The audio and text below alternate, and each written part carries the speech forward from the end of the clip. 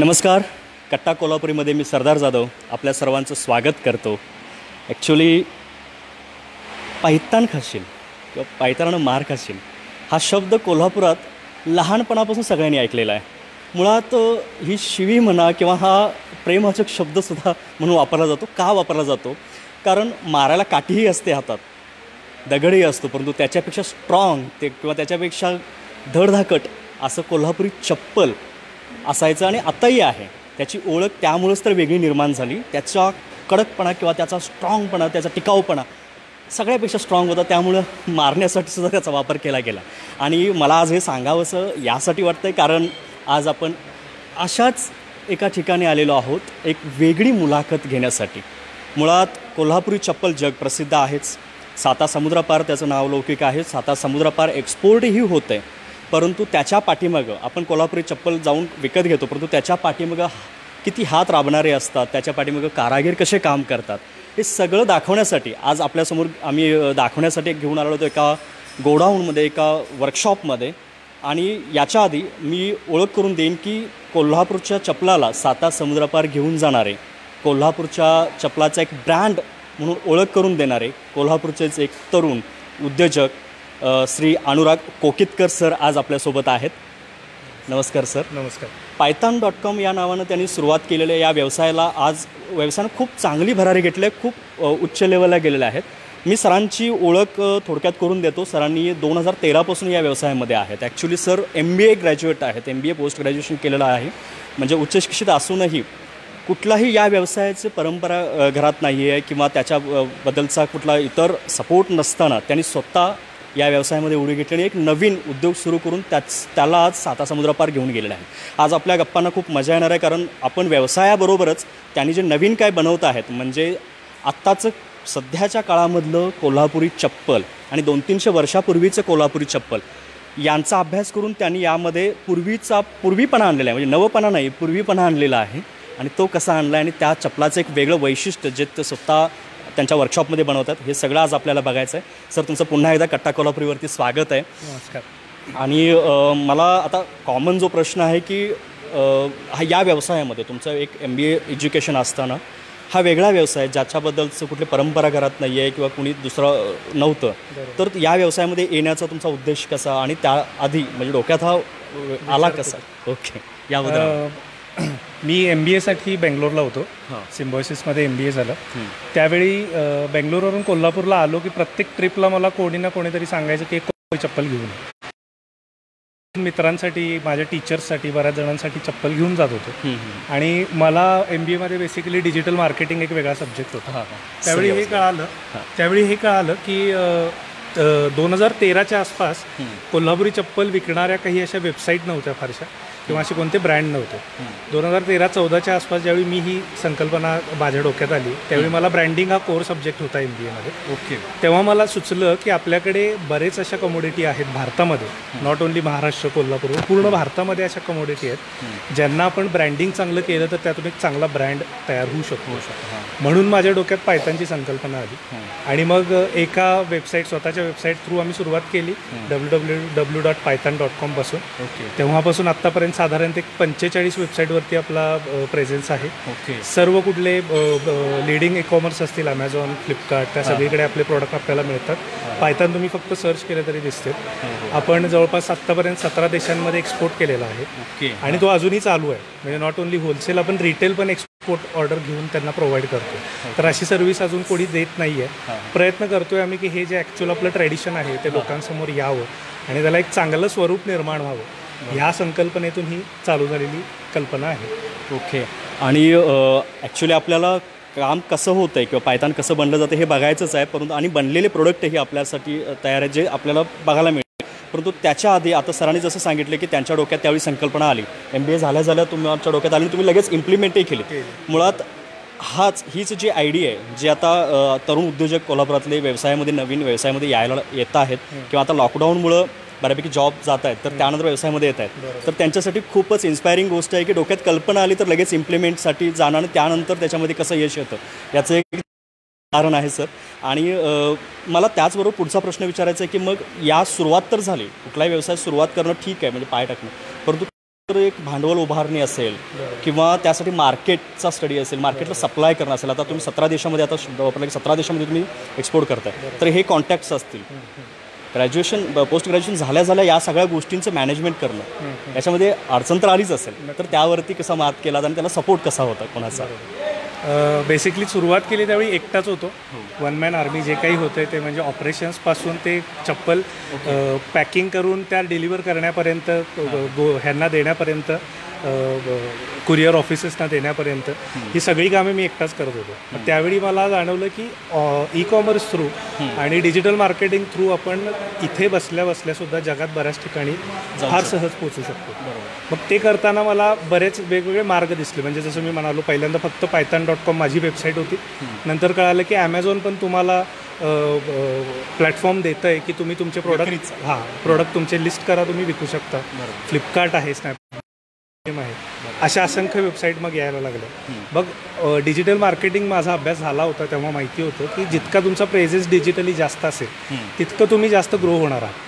आणि त्या दृष्टीनं प्रयत्न केला की मॅक्सिमम वेबसाईट्सवरती लिस्टिंग व्हावं, जास्तीत जास्त आपले प्रोडक्ट दिसावेत, जेणेकरून जास्तीत जास्त मागणी वाढत जाईल.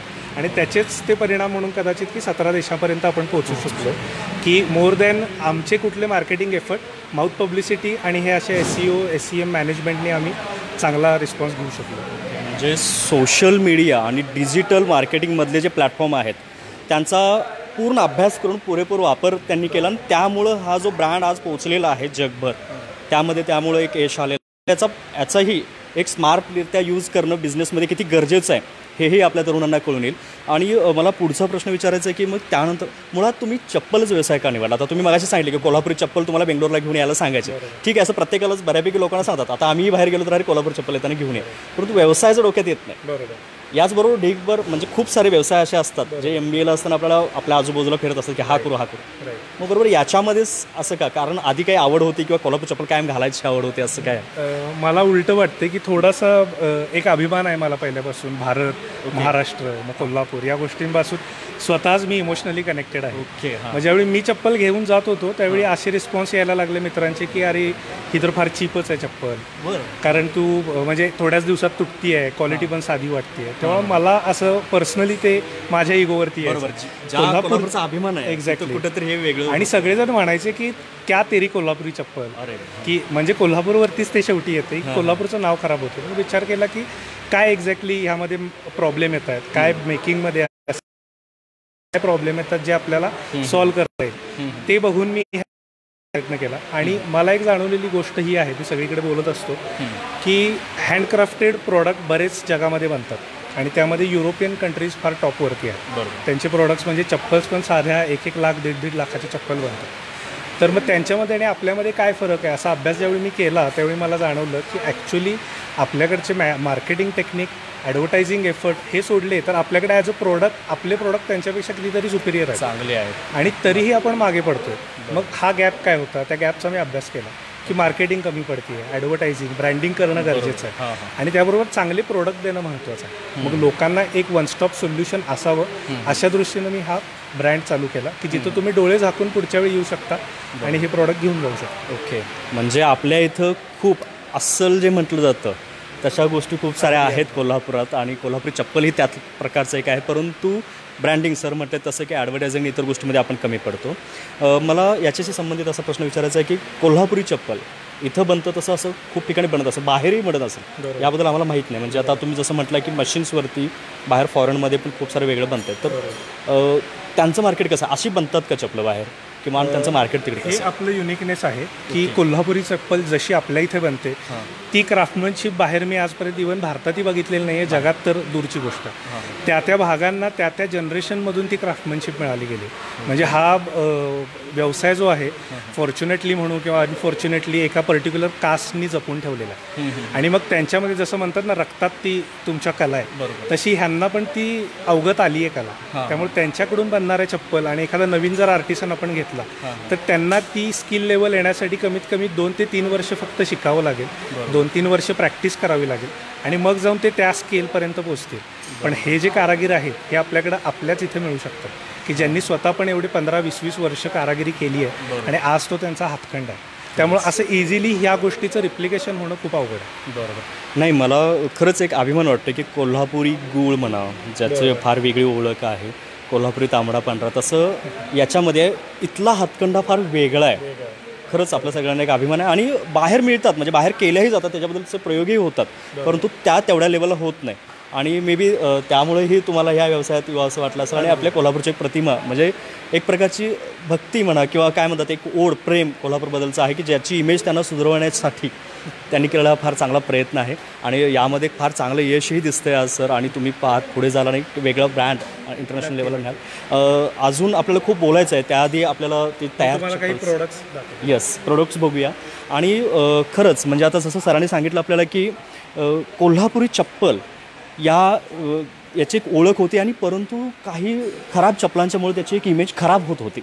तर यासाठी त्यांनी डायरेक्ट व्यवसायामध्ये आले, त्यांनी त्याच्यामध्ये फार चांगली केलेली आहे, एक ओळख केलेली आहे.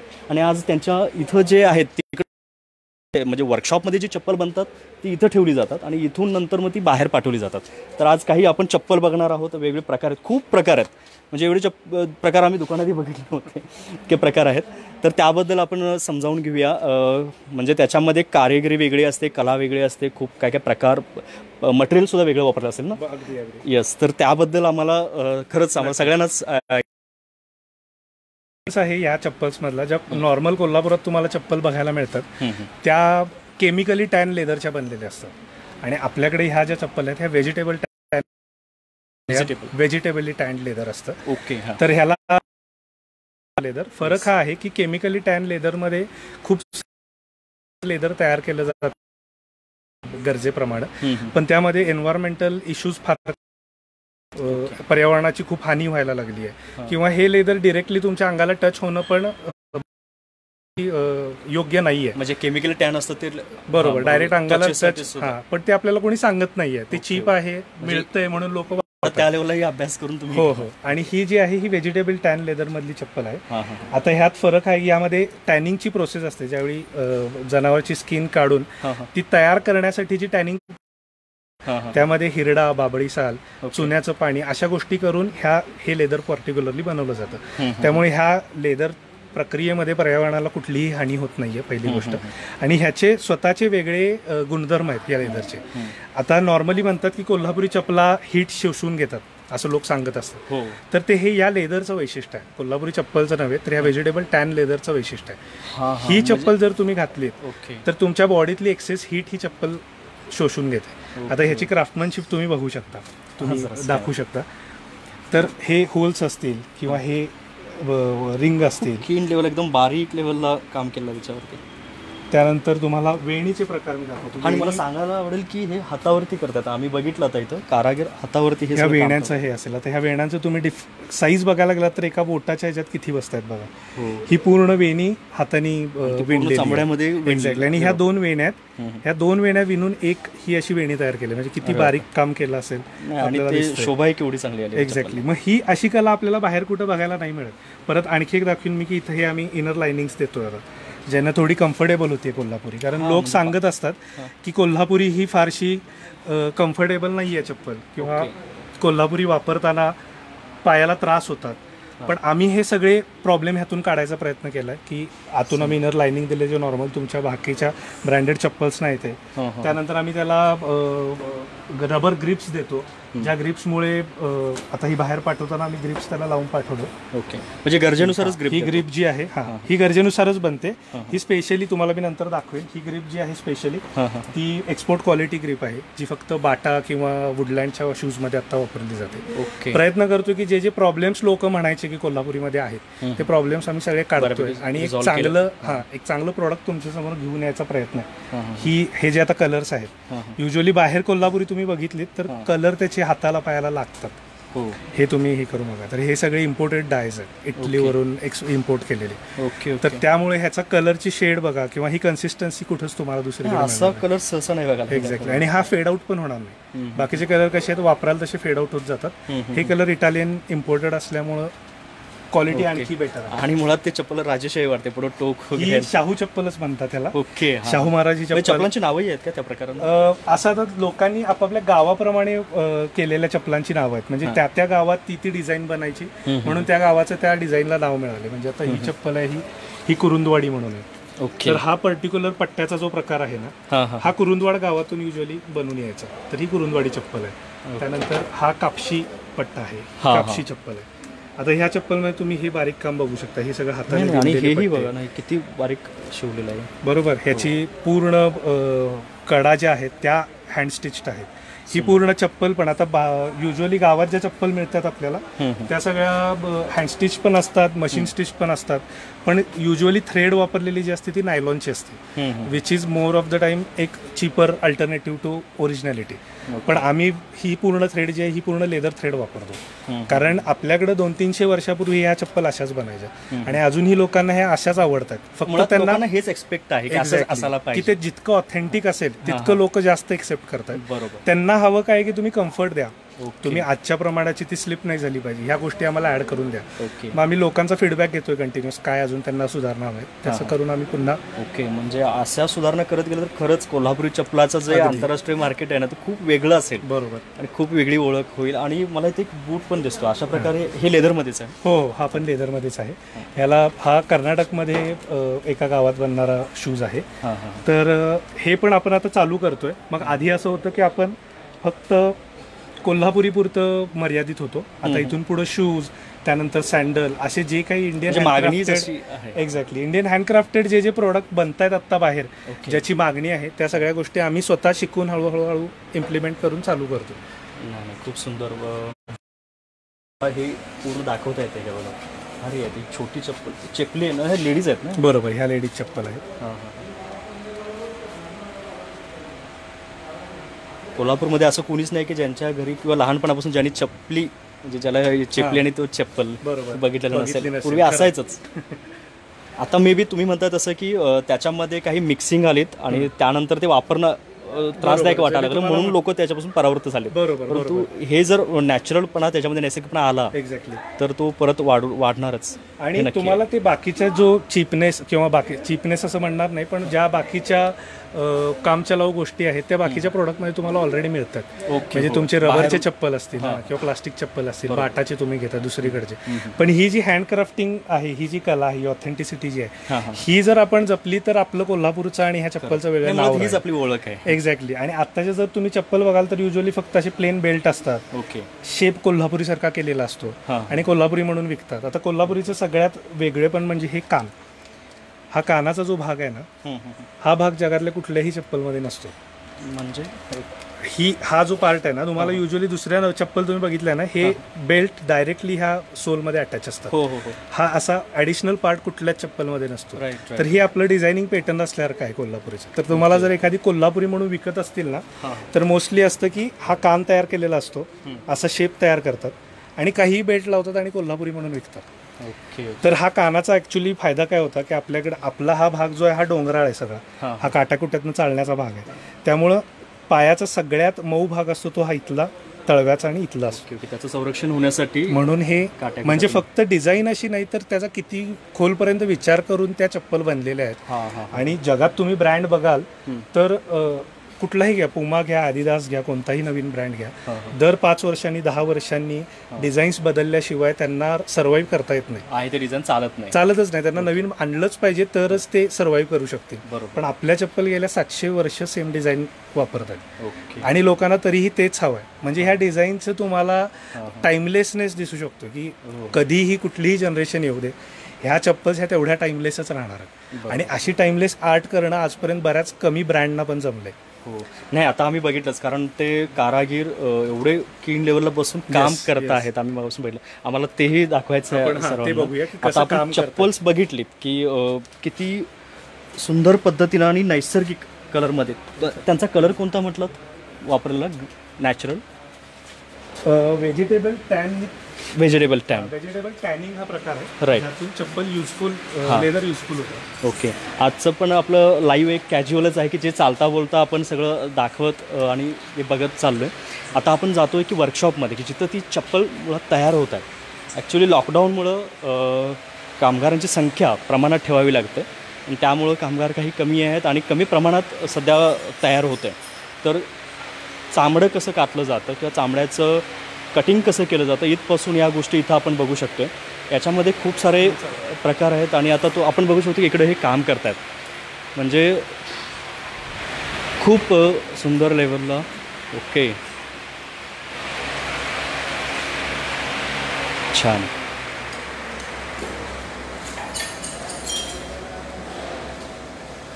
चप्पल्स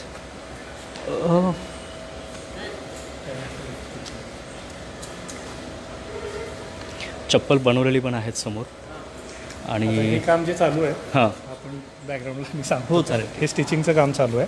जे तुम्हाला मी म्हणालो होतो लेदर थ्रेड असतात हां हां आणि त्या लेदर थ्रेडनी आम्ही स्टिच करतो. युजली बाहेर जे आहेत त्या नायलॉनच्या धागे वापरले जातात, हां पण आम्ही ओरिजिनल लेदर थ्रेडनीच फक्त म्हणजे स्टिचिंगसुद्धा लेदरनंच होतं. येस. एक मिनिट. मावशी काय लिहिलं आहे?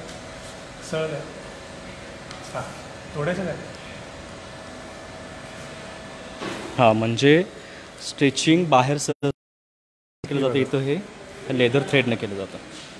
हे अशा लेदर थ्रेड आहेत हां हां ज्या आम्ही त्याच लेदरपासून तयार केलेल्या ओके ओके. बारीक थ्रेड्स त्याचं ते स्टिचिंग करता जातात. म्हणजे संपूर्ण लेदरच yes yes. Top to bottom leather authentic जी कोल्हापुरी असायची तशीच ठेवायचा प्रयत्न करतो. कटिंग पुढे पण इथं वेणीचं वगैरे काम चाललंय.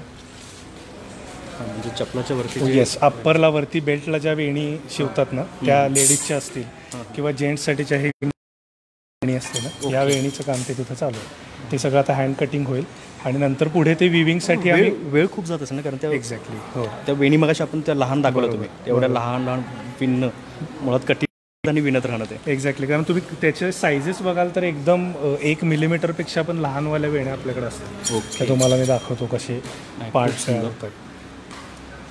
म्हणजे पूर्वीचं कोल्हापुरी चप्पल अगदी हे आता मिळू शकतं आणि पूर्ण आहे त्या अवस्थेमध्ये ओरिजिनल लेदरमध्ये. आणि हे जे तुम्ही आता वेणी सांगितलं मला ते फार इंटरेस्टिंग वाटते, कारण सगळ्यात युनिक पार्ट तसं म्हटलं तर आपल्याला वेण्याच आहेत.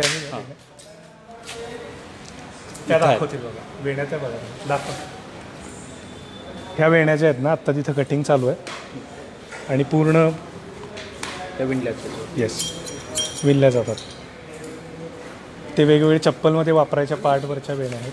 हां हां हां ते लेदर कट कर आहे. छोटी हातवेणी आहे. हां हां हातवेणी आहे का इथं? ओके. त्याचं कट करून ते हातवेणी छोट्या छोट्या केल्या जातात. ते बघा ती त्यापेक्षा बारीक आहे. मग अशी मी एका चप्पलवरती तुम्हाला दाखवली. ओके. त्यापेक्षा ती आत्ता हातात होती त्यापेक्षा किती ती दुसरी जरा हातात ती जरा त्यातला एक खूपच कलाकारीचं काम आहे, कारण लेदर एवढ्या बारीक लेवलला कट करून त्याची ती एवढी छोटी वेणी करणं. त्यामुळं आम्ही बरेच असे हे पण बघितलेले आहेत. हां आता परत या वेणी बघू शकताय. म्हणजे हे लेदर बारीक लेवलला कट केलेलं आहे आणि त्याच्या वेणी त्या परत बनवल्या जातात. सुंदर आहे. खरंच म्हणजे चपलाचं जो आम्ही या लेवलचं कधी बघितलं नव्हतं. अजून आता हे काही काम चालू आहे त्याच्याबद्दल काय सांगितलं? त्यानं शाईन जी यायला हवी आहे ना लेदरला ती येण्यासाठी ही प्रोसेस असते. अच्छा. ते पुढचं हे बघा त्या लहान वेणी आहेत ना. वेणी आहेत. हां त्या वेणीसाठीचे वगैरे पट हां म्हणजे ज्या ह्याच्यामध्ये वेणी जर तुम्ही एक बोटाला जरी ती लावलीत वेणी हां हां तर तुम्हाला दिसेल की किती बारीक त्याचं काम आहे. बोटापेक्षा एका बोटात पण 3 ते 4 मावतील वेणी. ओके. नाही खरंच खूप लहान आणि कलाकारीचं काम आहे हे. मग अशी आपली इथं ही टीम आहे. त्यांच्या थ्रू आपण इथं सगळे फिनिशिंग वर्क आणि पहिलं प्रायमरी वर्क जे असतं कटिंग आणि त्याचं स्टँडर्डायझेशन करणं. आत्ता सगळ्यात हे चालू आहे प्रॉब्लेमॅटिक चालू आहे ते म्हणजे की स्टँडर्ड नाही आहेत चपला. जिथे कुठं बनत आहेत प्रत्येक कारागिरांचे स्वतःचे साईजेस आहेत. प्रत्येकाचे स्वतःच्या अनुभवातनं बनवलेले आकार आहेत. ओके. त्याला एक कन्फर्म फॉर्म इंटरनॅशनल स्टँडर्डायझेशन कोण देऊ शकलं नव्हतं. ते आम्ही आणण्याचा आता प्रयत्न केला आहे की आता आम्ही मशीनवरती कटिंग ज्यावेळी करतो त्यावेळी ते इंटरनॅशनल स्टँडर्डनं बनवलेले डाय आहेत. त्यामुळे तुम्ही आज जर 9 नंबर चप्पल इथं घातलीत तर उद्या तुम्ही किती वर्षांनी परत आलात तर पायथनची 9 नंबर तीच असणार आहे. असं कोल्हापुरीची ओळख कमी आहे. कोल्हापुरीत असं होतं की तुम्ही एखादी डिझाईन तुम्हाला बघितली, मिळाली, आवडली, घातलीत, काही वर्षांनी गेलात किंवा नेक्स्ट इयर जरी गेलात तरी ती सेम चप्पल मिळेल तुम्ही सांगू शकत नाही. ती कन्सिस्टन्सी आणायचा आम्ही प्रयत्न करतो की तुम्हाला एखादी गोष्ट आवडते, तुम्ही कोणाला भेट देताय, तुम्हाला परत द्यायचे, तुम्ही बिंदास्त डोळे झाकून इथं येऊ शकता. कारण पूर्ण स्टँडर्डाइज फॉर्मॅट केलेलं आहे. इथं आमचं जसं म्हणालो प्रायमरी वर्क होतं आणि मधलं जे असेंब्लिंगचं काम असतं ते आम्ही वेगवेगळ्या गावामध्ये डिस्ट्रीब्यूट करतो. कारण कारागीर हे जे ॲक्च्युअल आहेत बरोबर तर ते ज्यांना ज्यांना घरी शक्य आहे त्यांना आम्ही घरी कामं प्रोव्हाइड करतो. त्यांच्याकडून ते असेंब्लिंग होतं, इथे येतात, फिनिशिंगचं प्रॉपर बाकीचं वर्क होतं. जसं तुम्हाला मगाशी दाखवलं स्टॉक तयार होतात आणि जशा ऑनलाईन ऑर्डर येतील तसे आम्ही दररोज डिस्पॅच चालू असतं. खूप सुंदर. म्हणजे कॅमेरा थोडा हल्ला आपल्याला इकडे तिकडे दाखवण्यासाठी थोडा त्रास झाला, परंतु एक गोष्ट आम्हाला दाखवायची होती की किती बारीक लेवलला हातामध्ये हँडमेड काम केलं जातं आणि खरंच ओरिजिनल जे कोल्हापुरी चप्पल ज्याला शतकानुशतकांचा इतिहास आहे ते त्या पद्धतीचं चप्पल इथं बनवलं जातं आहे. आणि खूप साऱ्या याच्या पाठीमागे अजून गोष्टी आहेत ज्या म्हणजे ते कातडक कमावणं असेल किंवा इतर ज्या गोष्टी आहेत त्याही आहेत ज्या बॅकग्राऊंडला खूप साऱ्या चालतात. आणि अनुराग सरांनी खूप चांगल्या पद्धतीनं हे जे त्याचं जतन करणं आहे म्हणतात, जे ऐतिहासिक ठेवा आहे कोल्हापूरचा त्याला फार चांगल्या पद्धतीनं जतन केलेलं आहे. त्याचा पुढं वारसा चालवत आहेत योग्य चांगल्या प्रकारचे कोल्हापूर चप्पल. मला असं विचारायचं आहे की आता लॉकडाऊनमुळं किंवा कोरोनाच्या या कालावधीत मार्चपासून बऱ्यापैकी व्यवसायांना खूप मार बसलेला आहे आणि आता कच्चा माल मिळण्याचं काही प्रॉब्लेम्स येत असतील, त्याचबरोबर आता एक्सपोर्टला किंवा बाहेर माल पाठवण्यासाठी काही अडचणी येत असतील, तर मग त्याला तुम्ही टॅकल कसं करताय सध्या? बेसिकली अजून सगळेजण ट्रायल आणि एररच्या प्रोसेसमध्येच आहेत की नवीन नवीन गोष्टी ट्राय करतो आहे आम्ही. की आधी जे काही गोष्टी आम्ही केल्या नसतील जसं की ऑनलाईन प्रेझेन्समध्ये मार्केटिंग असेल ते थोडं आम्ही जास्त पुश करतो आहे. कारण बाहेर येऊन एक फिजिकली चप्पल घेणं आता कमी झाले लोकांचं. आता ऑनलाईन ऑर्डर तशाही येत आहेत. फ्लिपकार्ट ॲमेझॉनमुळं मला थोडंसं वाटतं की जे काही ऑनलाईन ई कॉमर्स आहेत त्यामुळे बिझनेस थोडा कुठे ना कुठेतरी पुश होत राहतोय. पण जो सेटबॅक बसला आहे तो कळायला आणखी थोडे वेळ लागतील. आमचे आता प्रयत्न हे चालू आहेत की आम्ही बॅलन्स करायचा ट्राय करतोय. जसं आत्ता बघितलं की चायनाच्या प्रॉब्लेम्समुळे काही बऱ्याच ठिकाणी चायना इम्पोर्ट बंद झाला. त्यामुळे दुसरीकडे ती गरज निर्माण झाली, दुसऱ्या देशांमधून त्या गोष्टींची गरज निर्माण होणार आहे. मग आम्ही त्या गोष्टी त्या जागा फिल इन करता येतात का बघतोय. आम्ही बाहेर एक्सपोर्टरना बऱ्याच कॉन्टॅक्ट करतोय की हे चप्पल जर तुम्ही आधी प्रमोट केले नसतील तर तुम्ही आत्ता करून बघा. कारण आता मेक इन इंडियासारखी मुवमेंट एक ऑलरेडी आलेली आहे. त्यानंतर वोकल फॉर लोकल जी मुवमेंट आहे. आता हे सगळे असेच लोकल प्रोडक्ट्स आहेत. त्यांना जर आपण ग्लोबल मार्केट दिलं तर त्याप्रमाणे एक नवीन मार्केट आपण त्याला सेट करून देऊ शकतो. हा सगळ्यांचा फार चांगला विचार आहे. आणि मुळात कोल्हापुरी चप्पल जसं सरांनी मगाशी सांगितलं की व्हेजिटेबल टॅन वापरल्यामुळं जे हेल्थची काळजीही घेतं, मुळात उष्णता कमी करणे किंवा इतर ज्या गोष्टींचं ज्याच्यासाठी वापरलं जातं त्या लेवलची चप्पल्स सर बनवत आहेत आणि त्यांना इंटरनॅशनल मार्केटमध्ये पोहोचलेत. आता सध्याच्या लॉकडाऊनमुळं काही बिझनेसमॅन पाठीमागे राहिले असतील तरीही उभारी घेण्याचा प्रयत्न करतात. आणि खरंच सर तुम्हाला खूप शुभेच्छा. आणि तुम्ही याच्यातून वेगळं काहीतरी एक ओळख कोल्हापूरसाठी द्याल आणि हे जे काम चाललं आहे ते खूप सुंदर चाललं आहे. आणि मला अजून एक प्रश्न विचारायचा आहे की आमच्या तरुणांना जे आता सध्या लॉकडाऊनमुळे म्हणजे मी सुरुवात जशी केली होती की बिझनेस जॉब्स बऱ्यापैकी कमी झालेत, बऱ्यापैकी बिझनेसकडे वळत आहेत. बरोबर. आणि सध्या भांडवल उभा राहत नाही आहे किंवा इकडचा सपोर्ट नाही, तो सपोर्ट नाही, अशा कारणांच्यामुळे ते बिझनेसपासून पण परावृत्त, तर त्यांच्यासाठी काय संदेश द्याल? मला वाटतं की सुरुवात कुठेतरी करणं गरजेचं आहे. जसं की आता मला वाटतं हेच स्वप्न घेऊन आम्ही सुरुवात केली असेल 6-7 वर्षापूर्वी. पण 7 वर्षापूर्वी ही कंडिशन नव्हती. 7 वर्षापूर्वी मी घरातच बसायचो, घरातूनच कम्प्युटरवरती सगळ्या ऑर्डर प्रोसेस करायचो किंवा आलेल्या ऑर्डर्स तिथेच पॅक करून मग बाहेर डिस्पॅच व्हायचा. मग एक ऑफिस घेतलं, मग त्याचं एक्सपान्शन झालं आणि तिथून करत करत आजपर्यंत हा प्रवास इथे येऊन पोहोचला आहे. तर ती गोष्ट महत्त्वाची आहे. जर तुम्ही मगाशी जसं म्हणाल होतं की ती आयडिया एखादी जर क्लिक झाली, तुम्हाला वाटते की तुम्ही तुमच्या एफर्टमधून काही बदल घडवून आणू शकता, तर यू शुड स्टार्ट इट. कारण कायमच प्रॅक्टिकॅलिटी आणि तुमचं थेरॉटिकल नॉलेज यामध्ये खूप मोठा फरक असतो. आम्ही ज्यावेळी यामध्ये एंटर केलं त्यावेळी आमच्या थेरॉटिकल नॉलेजप्रमाणे खूप आधी या ब्रँडला खूप मोठी मॉनिटरी सक्सेस मिळणं गरजेचं होतं.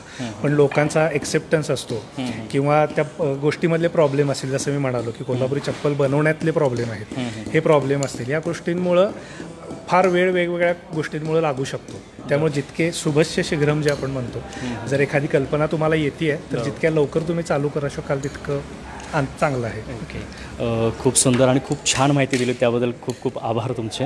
आणि ॲक्च्युली मला सांगायचं आहे की आता बऱ्यापैकी लोक, म्हणजे आम्ही मुळात हे व्हिडिओज करण्यापाठीमागे किंवा फेसबुक लाईव्ह करण्यापाठीमागे उद्देशच हा आहे की तरुणांना किंवा आपल्यात नवीन ज्या संकल्पना लोकांना येत आहेत डोक्यामध्ये, त्यांना इम्प्लिमेंट कसं करावं याबद्दलचं काही मार्गदर्शन होईल. आज सरांनी त्याबद्दलचं एक मार्गदर्शन केलं की 2013ला ज्यावेळी त्यांनी व्यवसाय सुरू केला त्यावेळी सर जसे म्हटले की घरात एका खोलीमध्ये बसून ते करत होते. आणि आज एवढं मोठं वर्कशॉप आहे. पलीकडल्या बाजूला सरांचं एक शोरूमचं काम चालू आहे जे अजून पूर्ण नाही झालं, आपण काही कारणामुळे ते दाखवू नाही शकलो. परंतु या लेवलला ते पोहोचलेत. अजूनही म्हणजे आता इंटरनॅशनल लेवलला ज्यावेळी पोहोचतील, म्हणजे त्यांचा उद्देशही तसा आहे हा प्रकल्प, तर पोहोचतील तर हा व्यवसाय जसा ग्रो होतो तसा प्रत्येकाचाही होऊ शकतो. प्रत्येकाने त्याच्यामध्ये फक्त पाय टाकणं गरजेचं आहे. फार चांगली माहिती दिलीत सर, आणि त्याबद्दल कट्टा कोल्हापूरकडनं पुन्हा एकदा तुमचे आभार. आणि ठीक आहे, आज पुन्हा पुढच्या लाईव्हसाठी पुढल्या म्हणजे उद्याच आपलं एक कोल्हापूरमध्ये विमानामध्ये इंटरेस्ट मुलांना किंवा तरुणांना निर्माण व्हावा यासाठी सुनील भाईक सर जे महापालिकेमध्ये इंजिनियर म्हणून काम करतात, यांचा फेसबुक लाईव्ह उद्या संध्याकाळी असेल, तेही पाहायला विसरू नका. आणि आजचा लाईव्हचा व्हिडिओ शेअर करा, लाईक करा. मी सरदार जाधव तुमचा निरोप घेतो. धन्यवाद.